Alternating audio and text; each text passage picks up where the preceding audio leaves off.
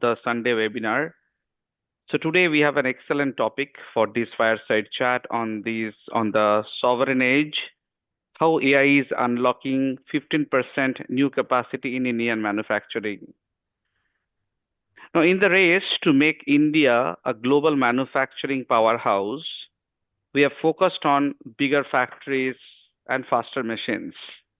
But what if the next 15% of your growth is not found in the new hardware, but in the intelligence sitting at the edge of your production line? Now, in this webinar, we would expect a fascinating deep dive into how the paints and coatings industry is using AI to solve a decades-old physical bottleneck, eliminating the trial and error of color matching and reclaiming thousands of hours of locked capacity.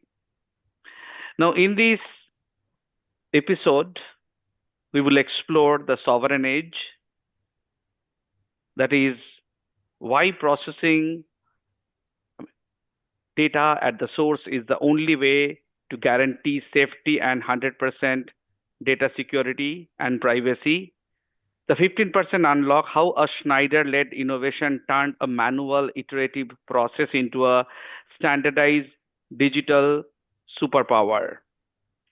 The 2026 roadmap, why industrial AI is fundamentally different from the AI that we see in your browser, and how to scale it without hitting pilot purgatory. Now, with this, I would like to introduce our speaker for the session, Bhaskar, the Director, Innovation Lab at Schneider Electric. Now, Bhaskar Sinha is a techno-business visionary at the forefront of the industrial AI revolution.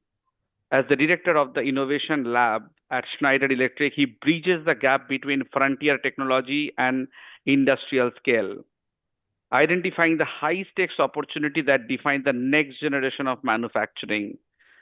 With over 25 years of experience spanning R&D, product management, and global sales, Bhaskar has mastered the concept to commercialization pipeline. He's the architect of the Schneider innovation process for his business line, where he orchestrates the global ecosystem of startups, OEMs, and academic institutions to solve the industry's most complex bottlenecks, most notably in the industrial age AI and predictive analytics. Now, an IIT Bombay alumnus and a holder of 13 patents, Bhaskar's career is defined by physics-informed innovation. Before leading the lab, he founded the AI machine learning lab within Schneider Process Automation Division. He holds an MS in computational engineering from Mississippi State University and remains a lifelong student of the intersection between human intelligence and machine autonomy. Now, on a lighter note, IoT, digital twins, robotics, intelligence automations, quite heavily used in manufacturing over the last decade. Although people might say those are not exactly AI, read Gen AI in today's terms. So without wasting any further time with the context, let's start the conversation. So first, I would like to request Bhaskar to talk about his 25-year journey across R&D, product, global sense, and innovation lab. So Bhaskar, your journey is unusually holistic, from a hardcore R&D to product management to global sense, and now leading the innovation lab at Schneider Electric. Very few leaders understand both Maxwell's equation and margin equation. They may come back with a very good sound technology background and they stay there. They do not want to get into the boardrooms, they do not get into the executive or in the sales margin part. Or there are few people who may be having a good engineering background or technology background, and after that they do MBA, and finally they move into the kind of executive role. But again, as I said, very few leaders understand both Maxwell's equation and margin equation in equal elan. Now, you have seen Industry 3.0 automation, the rise of PLC, programmable logic controller, and MES, that is manufacturing execution system dominance, the cloud transformation wave, and now the industrial AI. So my first question would be, from your vantage point, not as a spectator, but as someone who has built and commercialized technology, we have witnessed industrial tech evolve over 25 years. What major shifts stand out to you across this timeline? Over to you, Bhaskar. Thank you, Shubhabroto, for first of all having me in your show. It's an honor to be here, and thank you everyone who has joined in on a Sunday to be part of this discussion. So I'm really honored to be here. Quick take on what major shifts that I have been experiencing, and maybe in some of them I have been contributing or being a small contributor to that shift. So I would say that from my perspective, there are five major shifts that I would like to highlight. The first shift is in the area of technology, which is very obvious. The second one is the shift in the way the industries are evolving and getting interconnected. That's the second shift. The third shift that we see is the evolution of the infrastructure, which has become much more affordable, available today. Then you have the fourth shift, which is on the governance, which we see that today it is much more accountable, much more transparency is being brought in.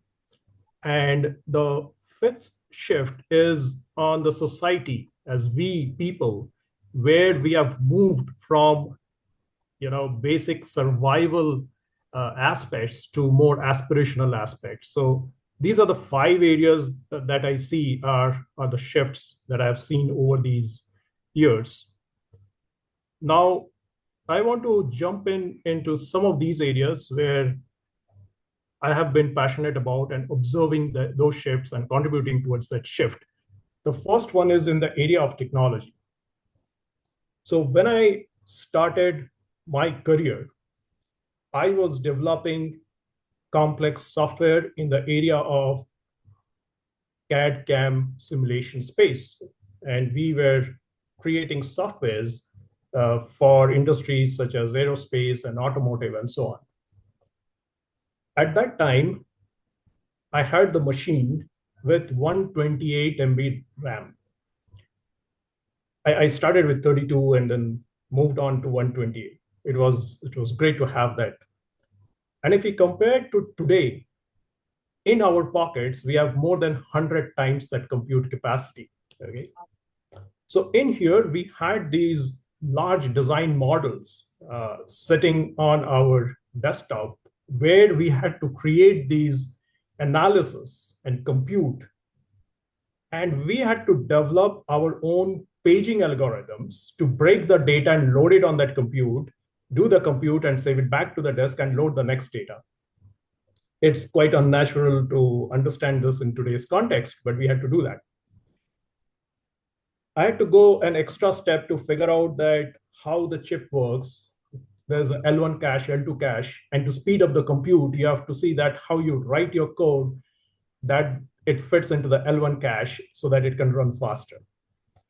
Now, once we have created this analysis and stored on the disk, the engineers who will be the users, they need to see this to correct the designs or optimize their design. So they have to load it. And there we had the bottleneck with the graphics pipeline or the availability of the GPUs. So we had to write these level of detail LODs or tiling algorithms. This is something that you see when you use a Google map and you try to zoom in, you will see some boxes where the data starts loading in runtime. And we had to do that for the engineers with a complex 3D model, that whatever he's viewing, you would runtime load that and unload the other piece so that it fits into the memory. Now, we love those struggles. Then the shift came from the desktop to the cloud. Suddenly you had a lot of compute and we were happy. The internet started moving. The open source became a boon and the development started faster, where a lot of these applications were happening. In this midst, the shift from IT to OT started happening. The integration between IT and OT started happening. And then around 2012, the AI started picking up. And then we realized that the code that we wrote, the software that we wrote, we spent years in writing them. Now we can do it in months. And that allowed us to have this productivity boost and do more things. Now, over the last few years, we see that AI is accelerating from having the traditional AI, now we call it traditional AI, to the Gen AI, and now with the agentic AI. And recently, we are seeing that the shift is now happening from the cloud to the edge. And this is where my story, where I started with the struggles from the desktop, some of them starts coming back, and it kind of completes the loop. So that's one on the technology side. The second side is really the interconnect of the industry that we started seeing. And this was driven by several factors. And one of them was this Paris Agreement on Sustainability in 2024, where companies started looking at sustainability goals and how do you make it more carbon neutral. So if you look at that interconnects of those industries, we saw that there's a great demand for fresh water. And in that fresh water, you see that the seawater is one of the viable sources where you can get the fresh water. So you use the process called desalination, where you get the seawater converted to fresh water. Now, let's look at the metals and mining industry. They need a lot of water. Where do you get the water from? So many of the countries are coming up with this law that you cannot use the fresh water or you'll be using limited water. So you need to depend on the sea to get your water coming in. So now you see one industry connecting to the other. Incidentally, the metals and mining industry also contributes a lot to the global emission. So in terms of meeting their carbon emission targets, they have to look at how they can do carbon capture. But then just doing carbon capture and doing sequestration or putting it in the ground doesn't create economic value. That is where they are looking at converting the carbon captured into chemicals. Now you see this industry is producing chemicals that they can use in their processing, but they can also sell it to outside. So a traditional industry moving into another industry, that happens. Now we know the steel industry that's contributing to roughly around anywhere between 8 to 12% of the global emission. And for the steel industry, they have a process called using hydrogen as a reducing agent. And this hydrogen traditionally would come from the oil and gas. Now, if you want to produce green steel to reduce the emissions and be compliant and do the exports, you need this hydrogen to be produced from water by electrolysis. You split the water and produce the hydrogen. But then where do you get so much of water from? So now you interconnect with converting the seawater to the fresh water and so on. And there are many, many examples where the industry is trying to integrate and it helps them to drive efficiency, it helps them to drive more profit. But at the same time, the demand and the supply gets tightly integrated.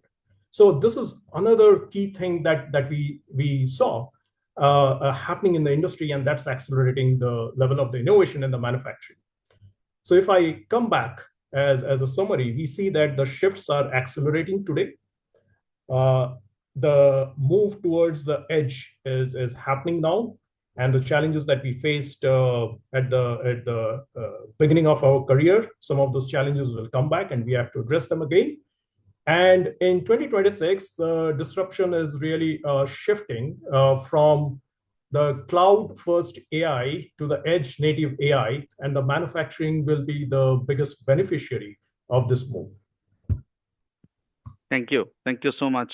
And I really like that point that many people are still thinking that, okay, AI has just come recently in the last 5-6 years, but you reassured us, right? When we studied back, right, in right? 2005, 6, etc. Right? That time also, like 2003 to be precise, like that time also AI was there. Nobody believes that like AI has been there for the last 20, 25 years. In fact, more than that, right? It is not something which is new, right?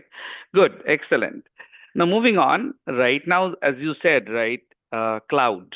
So let us talk about something around cloud-centric to edge intelligence system.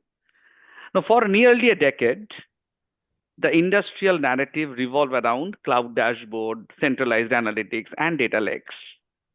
But you have architected industrial edge AI solutions, especially in the process automation where milliseconds matter. IP sensitivity is high, and the physical systems cannot wait for round trip latency. It feels like we are witnessing an architectural inversion, intelligence moving back to the machine, exactly what you said. Now, the question would be, why is edge computing and edge AI becoming so relevant right now, especially after a decade dominated by the cloud? Yeah, so if we look at, there are several reasons or forces which are at play today. So, for example, our factories today, they generate terabytes of data per day, and there is so much more scope for digitization. Okay, it's not fully digitized yet.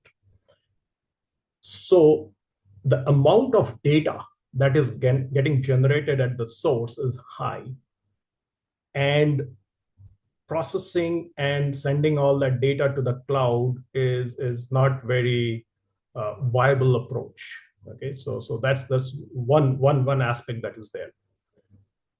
The second aspect is on the constraints on latency, the constraints on the bandwidth cost, the constraints on availability, meaning that you don't want to run your plants where you are dependent on a connectivity and the connectivity breaks and you have a shutdown. You don't want that. And then cybersecurity and data privacy. These are very, very important aspects. And the third one is really where the shift is happening now, from the cloud to the edge. And this is the decade, I believe, belongs to the edge. Thank you. Thank you so much. Now, coming to our kind of title of the topic, right? Sovereign AI versus sovereign edge, the industrial reality. Now, in 2026, sovereign AI is dominating boardrooms and the policy discussions from compute independence to data localization. But in manufacturing, sovereignty is not just about where the data sits. It's about who controls the algorithm running inside the production line. Now, as someone who orchestrates global startup ecosystem and the academic partnership, yet builds for Indian industrial realities, you sit at this intersection of the global tech and the national competitiveness. So we would like to explore from you or hear from you. In 2026, sovereign AI is a hot topic. So from your vantage point as an innovation leader, why is the sovereign edge the critical bridge India must cross to for Make in India 3.0? Yeah, so if we really look at the sovereign edge, it really provides with the local autonomy. You don't have to be in a situation where your system stopped working because it doesn't have connectivity to the cloud. I'll give you an example. Let's say you have a self-driving car. You want all the data and the processing and the decision happening inside the car while you're sitting inside, and do not depend on that data and information going to the cloud and then the decision coming back from there. Okay, you need it then and there. Okay, so sovereign edge provides that advantage point. The next one, if we look at it, data sovereignty is no longer just a policy, but it's a competitive necessity, because that the data and the information provides you with that competitiveness, and at the same time you need to protect your know-how at the edge. You want to ensure that your ability to compete in the market is being protected. So it's a competitive necessity that is in there. The third angle is where we see that instead of moving the data to the brain, which is in the cloud, it's better you move the brain to the machine. And this will be much more frugal, fast, and sovereign.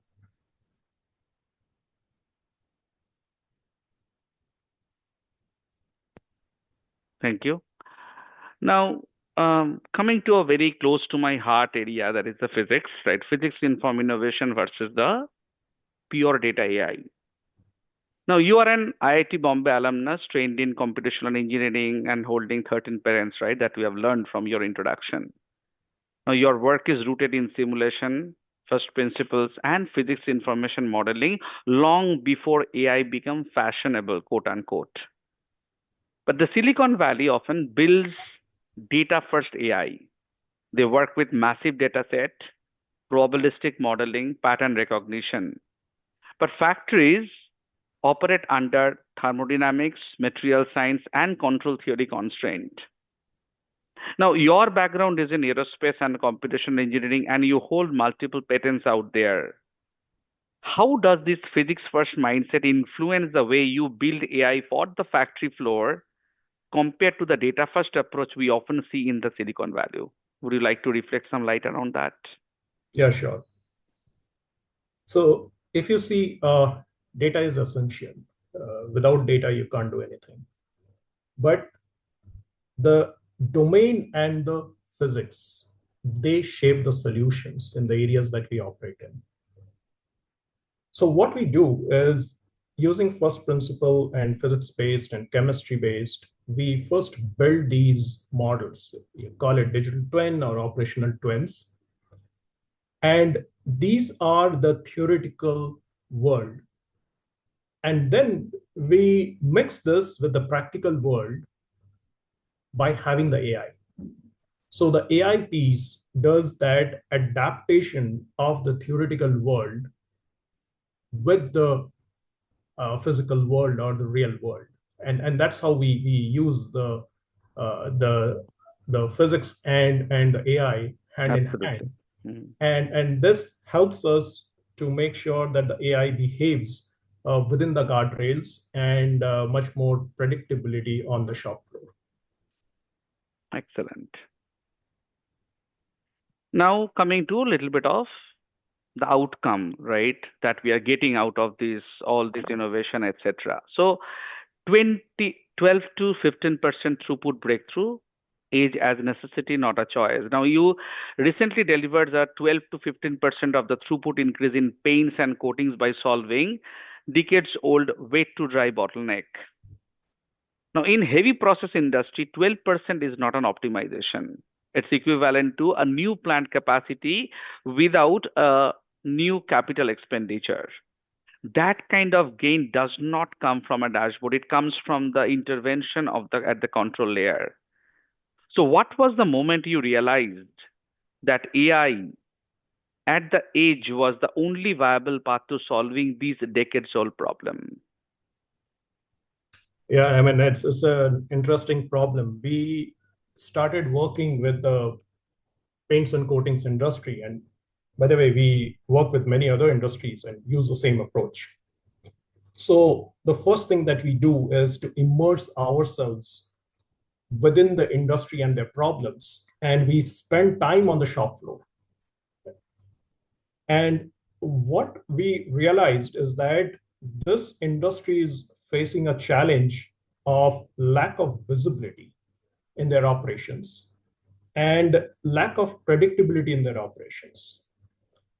And one of the things that came out at the forefront when we asked more than 40 to 45 shop floor heads, we saw that color matching was one of the key problems. So ideally, they could have completed the batch within a couple of hours to within one shift or couple of shifts. But then it takes a couple of more days in an unpredictable manner to get to that right color of that paint that they wanted. We realized, and particularly in India recently, there are new players who have entered, which has changed the dynamics, which means that the speed from shop floor to your distributor shelf needs to be maximum for you to capture the market or capture the demand. So when we looked at it, we saw that there are two areas where a lot of these time was getting locked. One was the area of measuring the paint color itself. That was taking 45 minutes, 1 hour to more. And the second area was there were multiple iterations happening, and that would increase the time and the unpredictability. And this is where our team saw an opportunity. And of course, we leveraged our ecosystem to work together to solve this problem, where we saw that we could reduce the time taken to measure the paint by having it measured during the process in the liquid state itself. So from 45 minutes to an hour, it could be done within a minute or two. That's one. And the second one was where we could assist the operator through an AI system to take his decisions more confidently and more accurately so that he's able to reach his destination faster. And we kind of created this companion AI solution or the tool with this operator such that the tool learns from the operator and the operator learns from the tool. So the two goes hand in hand. And with this, we saw that when we were doing our benchmark exercise, up to 35% of the capacity is locked, today on the shop floor, and this had the ability to unlock around 12 to 15% of this locked capacity by moving with speed and predictability. Now, why the edge? Because one, we wanted to make sure that there was zero disruption to the operator workflow. Because if that doesn't happen, the adoption doesn't happen. The learning curve was minimal. And of course, the customer's recipe and the process know-how should not leave the plant. So these were the reasons where we created this solution and we were able to unlock this capacity for this industry. Wonderful. Wonderful. Great insight. Now, coming to the most challenging part of the discussion right now, that is the AI and the skilled operators. Is it going to be an augmentation, right, or a replacement? Now, manufacturing is not an exception. Like this dilemma, this anxiety, this scary part, right, about whether we are going to stay, what will be our role, right, that is looming large everywhere. Now, you have built AI ML labs. You have also worked closely with the plant operators, the way you mentioned, across global markets. In process industries, tacit human knowledge is often the hidden control system. Operators sense anomalies before sensors do. Now, as AI becomes embedded in the control loop, the human machine boundary is shifting. So from in these disruption, right, my question is, there is a lot of debate around AI replacing the skilled operator. In fact, after this AI summit also, there are a lot of speculations going around here and there. So from your experience, is AI replacing them or transforming their roles to do better? What is your opinion? Okay. So I believe that AI is the skill amplifier and it's the growth amplifier for the industry. Okay. And let me give you the example. I'm taking a paints and coatings industry. We work with multiple industries, but this is something. Let's continue the story. So, what are we trying to bring in through this AI? We are trying to bring in efficiency, speed, predictability, standardization, helping the operator to do more. Now, if we look at, let's say, the age-old paints and coatings industry, what happens when you are able to do your current operations in a much more efficient manner? It would start fueling innovation in the industry. For example, we use paint today for the purpose of either protection or for aesthetics, okay, or a combination of the two. But there are so many uses of paints that are evolving or could come up. For example, you could generate electricity from the paint. Okay? It can act like a solar panel. It can be soundproof, or it's something which is self-healing. Why do I have to live with the same paint? Why can't it change its color? Okay. Uh, why can't the paint, match my mood and so on? So you can dream about it. Okay. Now, what happens when we start looking at these kind of use cases? It will involve in increasing the complexity of manufacturing. And if you're prepared to handle that complexity of manufacturing through use of technology, AI is one of the big contributors, and it helps the human to take better decisions. It's a growth and prosperity for the people. It's a growth and prosperity for the industry. And we have seen through history, every revolution has resulted in near-term impact, but overall it has always led to growth and prosperity. Absolutely. So this is again the same thing that I see is getting repeated. The only difference is that this is happening at a much, much faster pace. Agree. Thank you so much. Now, coming to a little bit of concept to commercialization discipline area. Now, industrial deep tech fails not because of the bad algorithm, but because of the deployment friction, safety compliance, ecosystem misalignment, and the commercial inertia.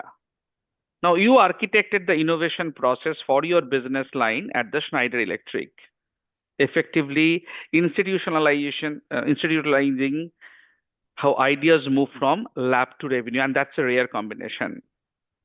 Now, innovation is complex and messy. So how do you consistently take complex deep tech solutions from the concept to market and continue to achieve success? See, first of all, I must admit that when we start on any mission, our first assumption is that we don't know everything. So that's our first assumption. That's where we operate through the co-innovation model, where we leverage the ecosystem. And these ecosystems come from our customers, engaging with them early, bringing them inside the process, the universities and the startups and technology partners and so on. So we leverage the knowledge and the wisdom coming from the ecosystem and getting them inside this journey right from the beginning is the first thing that we do. The second thing is we don't succeed in everything we do. But our intent is to fail fast, fail cheap, learn, adapt, or abandon. So that's, again, a mindset that we have within the team. And the third thing is, we're having done this so many times, we have been able to build a scalable innovation process, which is always evolving, which helps us to take this from concept to the POC, to the pilots, to the commercial scale up, And that's where we are turning a lab experiment embedded within the customer's production environment. We don't have a lab outside the real world and turn them into a global P&L asset. Wonderful, wonderful. So the last question before we go to the rapid fire, we are thinking about, right, 5 years down the line. Now, as we look towards 2030, factories are becoming software-defined systems where the control logic, optimization models, predictive intelligence, and autonomy converge. AGI, digital twins, physics-informed model, and the autonomous control loops may redefine what a plant even means. Now, given your work at the frontier of the industrial age AI, how do you see industrial technology and the manufacturing landscape evolving, especially with the AGI and the software-defined factories? Okay, so first of all, it's very difficult to predict what will happen in the future because there are so many parameters which influence the future. But definitely, what we try to do is to be prepared for the future by anticipating the various possibilities that could happen and how best we are prepared to tackle these different possibilities. So as we see, the momentum of the industry and the manufacturing is towards an autonomous plant, towards remote operations, fueled by this edge computing, edge AI, and software-defined automation, and so on. And there are other forces which are in play where the interdependence of the industries are playing out, where you need a very good connect, not only inside your own industry, but across the industries because of the interdependencies. The way I see it is that hopefully by 2030, every factory will be software defined to be moving towards more autonomous plant and this remote operations.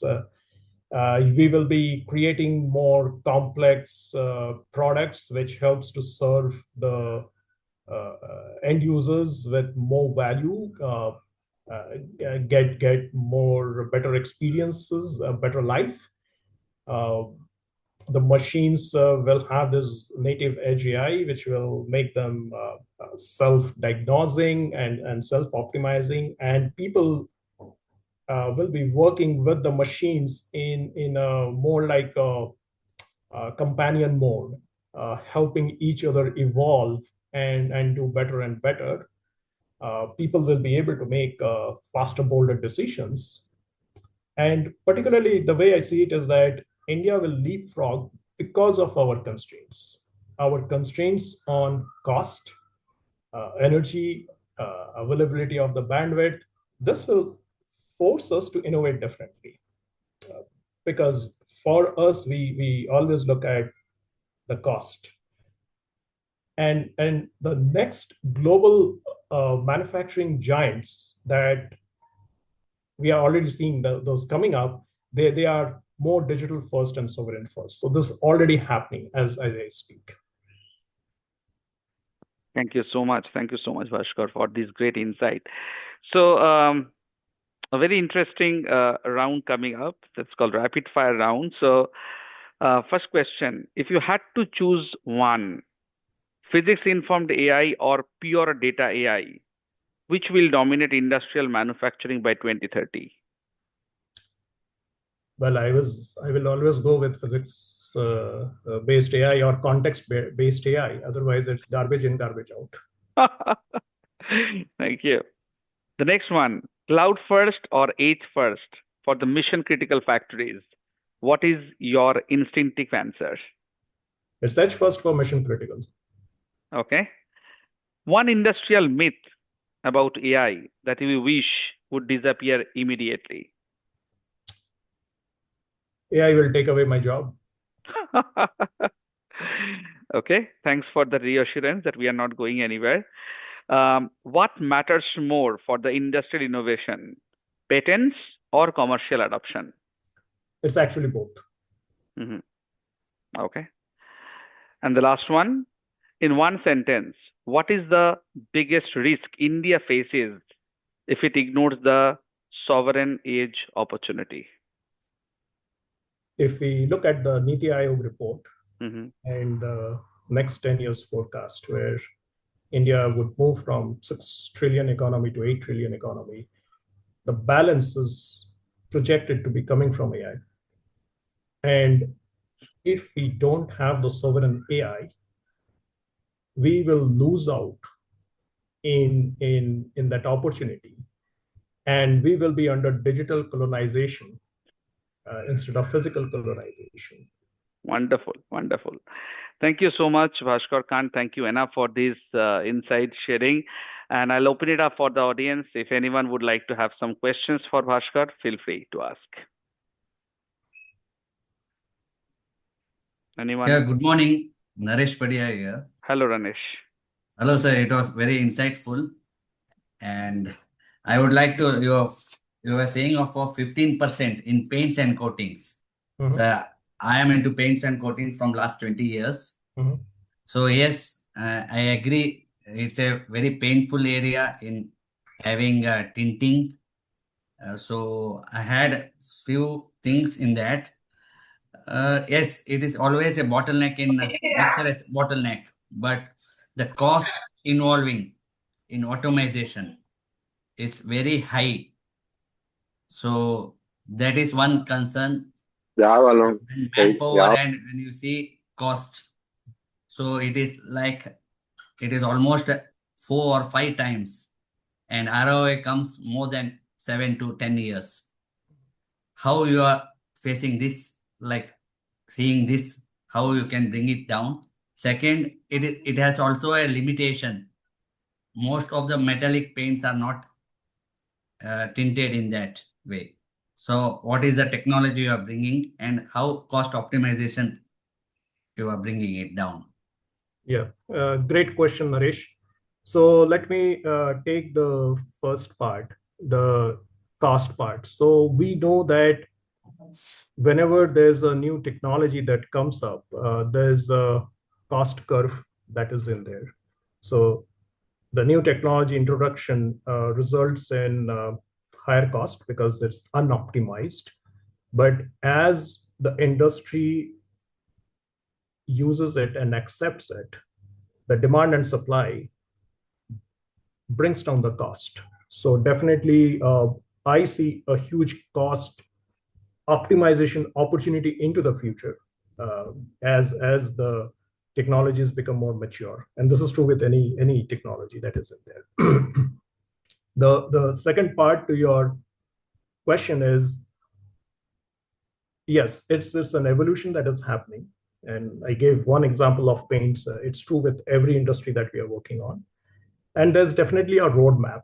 But the idea is that this kind of a mindset of having the digitization on the shop floor, where we are able to generate more, we are able to first capture, we are able to uh, digitize and generate more insights, and we start thinking about optimization.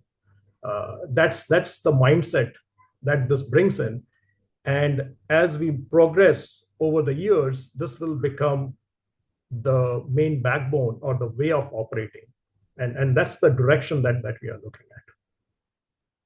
Thank you, sir. Thank you. Thank you, Naresh. Thank you, Bhaskar. Anyone has any other question?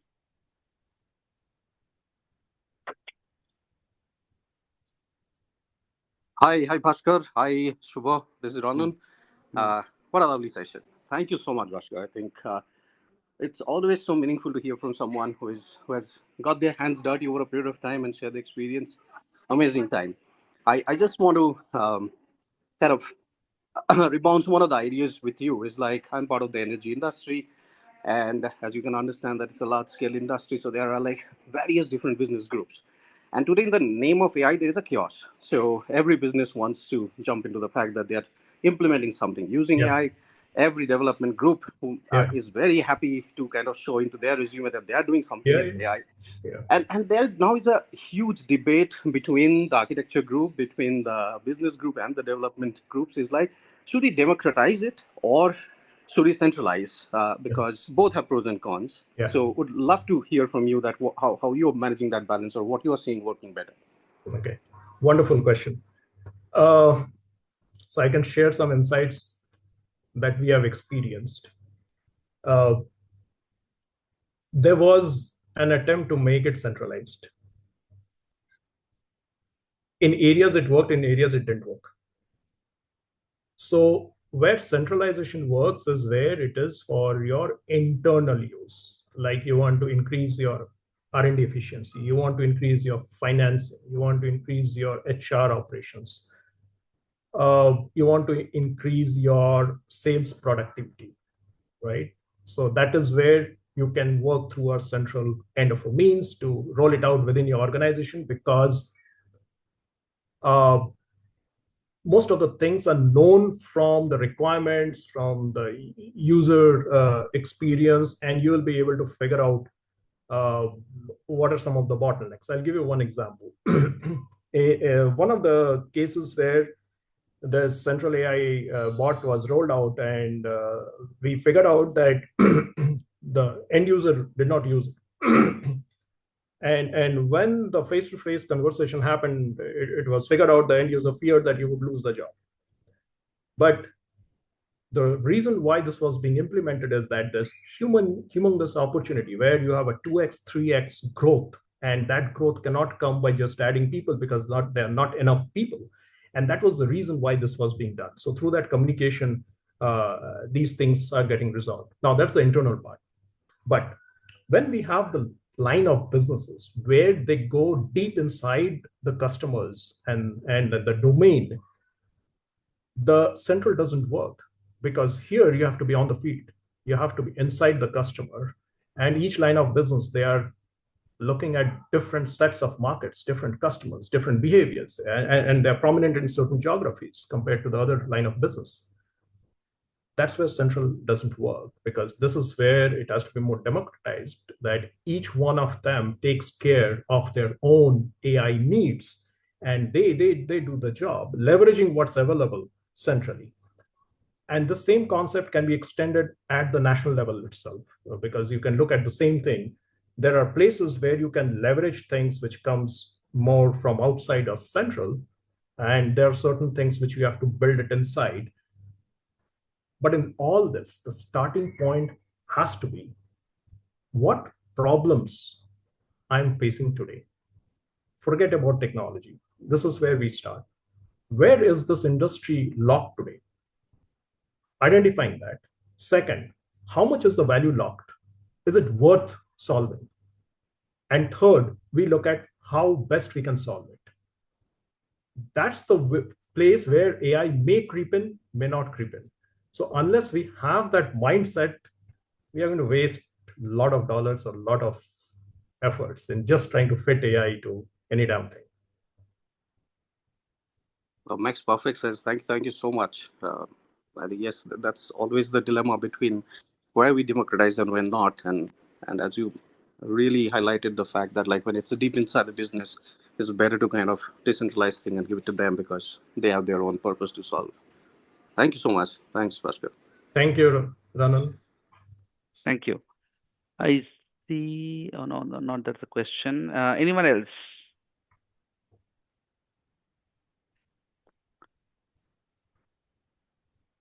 Okay. If there is no other question, thank you so much, Bhaskar, for your insights. And it was a pleasure and honor for all of us, right, to have you here. And definitely, we would like to have some future sessions. Thank you so much. Absolutely. It was my honor to have myself here, interact with all of you, get these questions. And I want to contribute towards the progress and the growth of the industry, growth of the country. And I would love to connect with all of you who share this passion and mission. So connect with me on LinkedIn or anywhere you can catch me. to have the conversation and see how we can make a difference. Because the more the people we have in this journey, the faster the difference that we can make by sharing and learning from each other and helping each other. So thank you so once much. again. Thank you. Thank you so much. Thanks a lot, guys. Thank you. Thank you. Thank you.